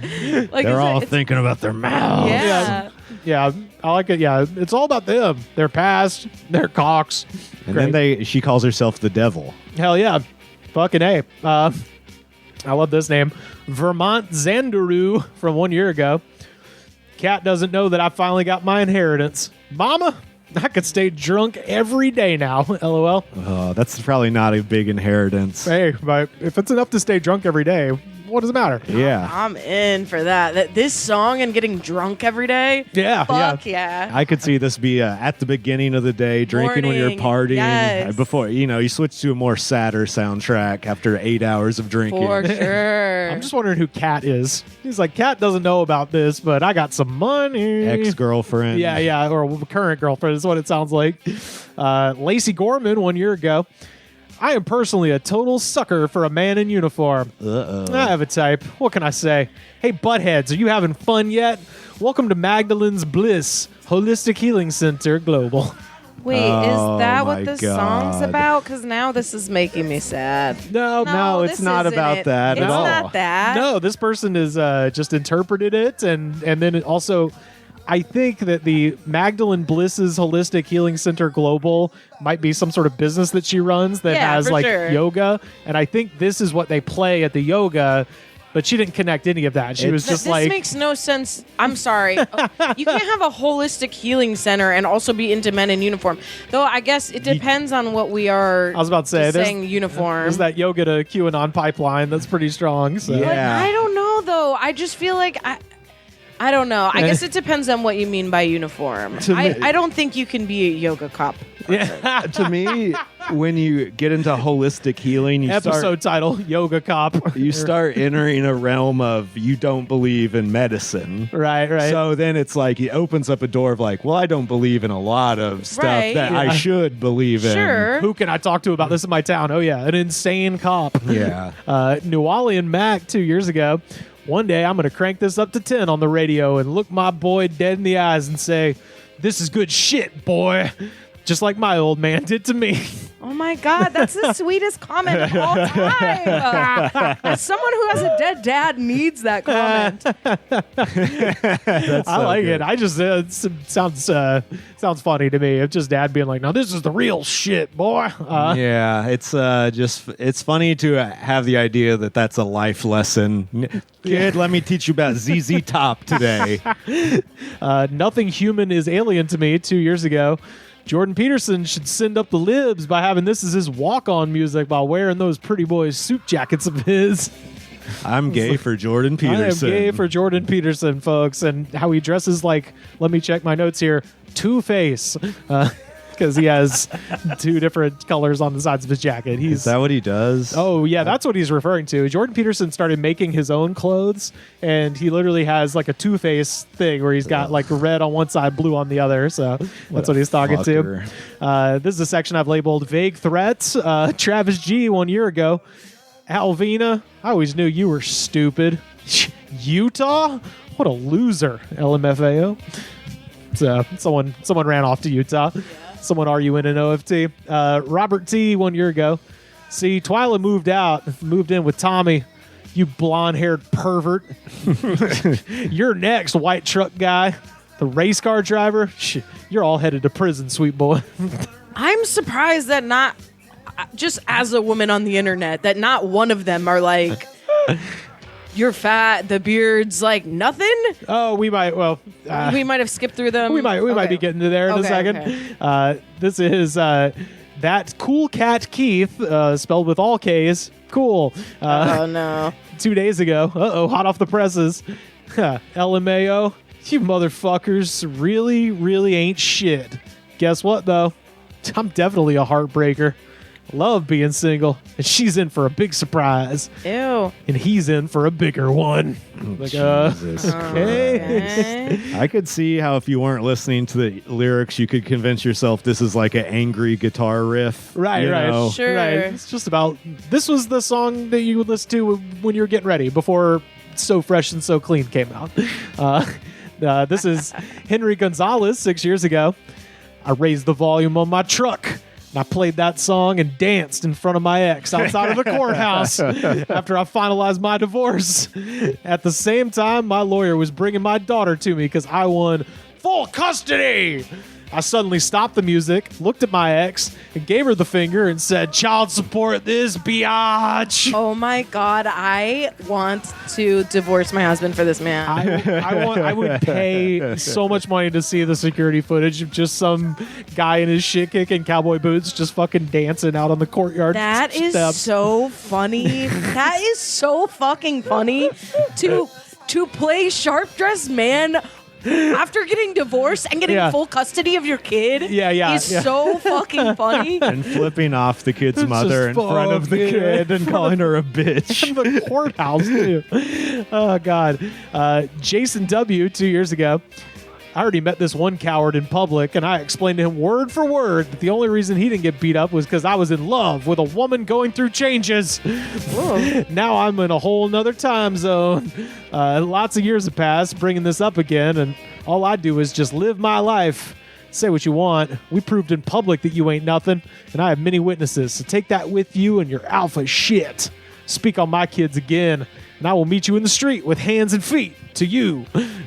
What is up with these people and their kids? I mean, this YouTube is where people go to air their grievances. I think, any ruling in family court should be slightly delayed while the lawyers can go look up what the dad has been writing on YouTube, because it's just a lot of threats. I like how normally people are like, we're gonna throw hands. This guy's like, we're gonna kick. We're gonna do karate kicks at each other too in the fucking street. We're gonna do Cobra Kai shit right now, motherfucker. Got two more here. Wolf Totem from 1 year ago. This song is so me growing up in Watts. My dad would either wash the old Monte Carlo or give it a quick tune-up, and I'd be right there to get the tools. Glory days. These days, anything that cool would be considered child abuse or Me Too crap. Okay, this guy's a rapist. Makes you think that Oppenheimer should have dropped the atomic bomb on the wrong people. That should have been saved for this current sissy generation. Dude, I love when people try to get all of the trending topics on one thing. Mm-hmm. Oh, yeah, amazing. Hanging out with your father, that's a Me Too situation. Me Too and Oppenheimer. I was like, I don't think you know what these mean. Like, that's the craziest part, where it's like, he's describing doing something wholesome with his dad, and he's just like, these days that would just be considered, This makes me think he's been accused of both child abuse and Me Too. Yeah. And he's genocidal too. He's just we should drop the bomb elsewhere. Drop the atomic bomb on the people realizing I'm abusing children. God. And finally, Carl Rumsey, 1 day ago. It was 1985, my junior year of high school. I was seeing my 32-year-old history teacher at the time. Her husband was on the Chesapeake City Board of Directors in Chesapeake, Virginia. He traveled frequently. She took me shopping and spent about $600 on stylish clothes for me. She liked the Miami Vice look. She dressed me up like Don Johnson. I was raised in Generation X. Back then, we didn't tell on our teachers when they had affairs with us. What the fuck? You got groomed and you loved it. And you loved it. My God. Don't put that there. Don't put that there. Tell that to, again, a therapist. It costs more money, but just do it. Because that wasn't good what happened to you. I also am like, is this true? I feel like you're trying to. This can't be real. You hope it's not. Like, that's just proof that you've had sex one time or something. Right. I don't believe in it. $85, $600 is a shitload of money. It's a shit fuck ton of money. But and again, you're trying to squeeze too many things in there to prove it's real, like Miami Vice. Yeah. Like, okay, we believe you. Yeah, I clicked on his profile, and true to actual Gen Xers, no content of any kind ever. Maybe it's real. Because anytime, anybody talks shit. In fact, let me rephrase that. The day somebody talks some shit in our comments and they have content of any kind on their profile, I will fucking do a happy dance. But until that day, it hasn't happened yet. We will vindictively destroy you. No, I'll not comment on our shit negative. No, I'll put this song on, I'll dance, and I'll put my finger and say, child support, biatch, is what I'll do. Oh, that is ZZ Top, Sharp Dressed Man, our jam of the week. Support these nuts. I feel like I bitch. should walk back where I said I would divorce my husband for that guy because I didn't mean that. And I do think my husband will listen to this. And Do you think he will? I think he'll be like, he's gonna that's love not it. very nice. Shout and then I'm out. going to have to answer for it. So I think I'm just going to do it now. Yeah. All right. Lisa Chanoux, where can people find you on the internet? Oh my gosh, all over the place. You can go to lisachanouxcomedy.com or follow me at Lisa Chanoux on social media. Stream my newcomer set on Veeps if you're rich. Yeah. Don't you have a podcast? Or am I I tripping? don't have a podcast anymore. Okay. But you can Sorry. listen to 5 years of What's Your Sign podcast backlogs. They're all still up. And, you know, you can hear problematic opinions of mine from the 2018 era. It's very fun.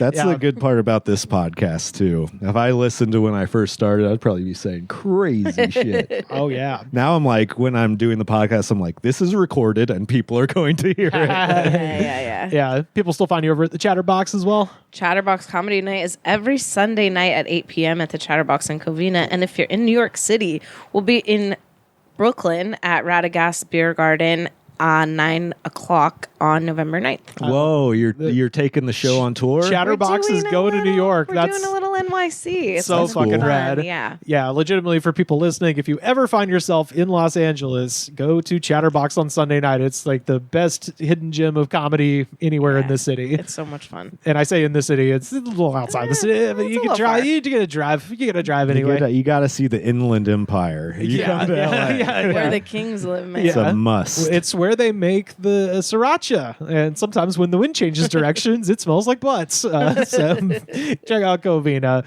Sam, where can people find you on the internet? Sam Harder 666 on Instagram. Fuck yeah. And Threads. Now I'm like so close to deleting my Threads. It's worse. It's worse than Twitter as far as bots and propaganda. Yeah. Oh, I like it so much more. But it is better, but the replies from people is like Twitter times 2 or 3. You got a hit recently too. Another one, like besides the one we talked about. Oh yeah, making fun of Bill Burr. Yeah. I said that he was going to release an entire special about people criticizing him for doing the Saudi Arabia. And people agreed. Yeah. Oh, I got called to 3 for like a full 7 days on there because I wrote a tweet from Twitter that I like took and repurposed, and it was like, oh nope, we don't like it here. What'd you say? I said I'm a Texas 8 and a LA homeless guy asked me out to dinner. And it's a joke, and oh man, am I not an 8? You know what I mean? I had to hear about it for a week. And I was just like, okay, we get it. Like, it's a formulaic whatever. Yeah. One of the things I have noticed is there's an amount of woman hate on Threads that seems higher than Twitter. For sure. I also like it because no one in the industry cares about it. And so for me, that's like, no one's measuring how many Threads followers you have and going like, you get a writing job for this. And that to me is just so freeing. It's like how we all went to Twitter initially to hide from our parents reading our Facebook, and now, yeah. Well, Facebook is sort of connected to Threads since they're both owned by Meta. Right. And that's why you get crazy old people comments on Threads. It's a real circle jerk of the Facebook, Instagram Threads. Oh, it's great, folks. Let's have more of it. Follow me on there before I delete my account because I hate reading it and it drives me crazy to know that people have the worst opinions on Earth. Yeah. They're the fucking death camps in America. We need more of those. Why don't we have more of those? Well, it's good. The damn Twitter people are coming over there because all the liberals left Twitter. So now that's where they go to fight them. It's bot propaganda. A lot of it is. You can tell it's fake accounts or accounts that are. You're supposed to have a Instagram to be on Threads, and now you don't. Oh, good. So you used to be able to go look at it, somebody's profile, and be like, well, you might be a real person. You at least have an Instagram with posts. Now it's just like straight up bots. You can't prove they're even human. They all have the worst opinions that are all just supporting right-wing horrible things. Well, you can find me on most forms of social media at Rivers Langley. The best way to support our show. Hey, if you're watching this, you're already doing it. It's patreon.com/thegoodspod. You can buy a shirt, pro ProWrestlingTees.com/thegoods-pod. Make you look skinny on TV. You'll be a damn LA-10. How about that if you buy one of our shirts? Second best way to support our show, head to Apple Podcasts or Spotify, leave a comment, rate, review, and subscribe. Show the attitude of gratitude, because if you do not have the attitude of gratitude, Daddy, the Antichrist, Greta Thunberg, is coming for you. The Goods from the Woods was recorded and edited by me, Rivers Langley. You can find our show on Twitter at The Goods Pod. Our theme song was composed by Jonas, the Space Cowboy. This was a Brain Freeze podcast.